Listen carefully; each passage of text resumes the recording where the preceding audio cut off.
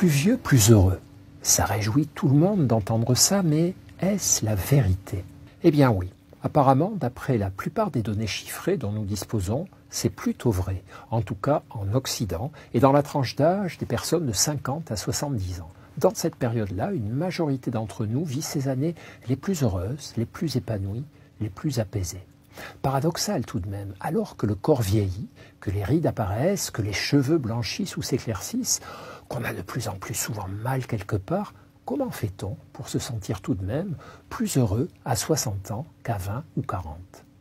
Peut-être justement à cause de cela, ou plutôt grâce à cela, grâce à toutes ces adversités et ces rappels à l'ordre. À partir de 50 ans, on finit par comprendre que notre vie et notre corps ne seront pas éternels, par comprendre que le bonheur, ce n'est pas pour demain, mais pour aujourd'hui, que c'est maintenant ou jamais.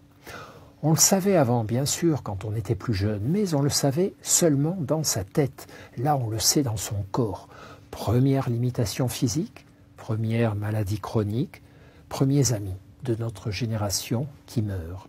Impossible alors de continuer à fermer les yeux et de se croire immortel. On le sent bien que le compte à rebours a commencé. Et à ce moment, on utilise enfin son expérience de la vie. On comprend qu'il faut éviter les souffrances inutiles et se contenter d'affronter celles que le destin nous envoie, sans en rajouter. On comprend qu'il faut savourer tous les bonheurs, même les tout petits, même les imparfaits, même les incomplets, même quand on a mal dormi, même quand il fait gris. La vérité, sincèrement, c'est que vieillir, ce n'est pas une chance. Qui signerait pour prendre tout de suite 10 ans de plus? Mais vous connaissez le bon mot de Woody Allen. Vieillir reste à ce jour le meilleur moyen qu'on ait trouvé pour ne pas mourir.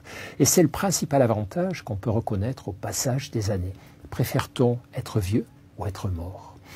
Vieillir, ce n'est pas une chance donc, mais avoir vécu, oui, et continuer de vivre, oui encore. Et ce simple constat nous montre la direction à donner à nos efforts. Inutile de vouloir à tout prix rester jeune. C'est mauvais signe. Vous connaissez le bon mot de Jules Renard dans son journal.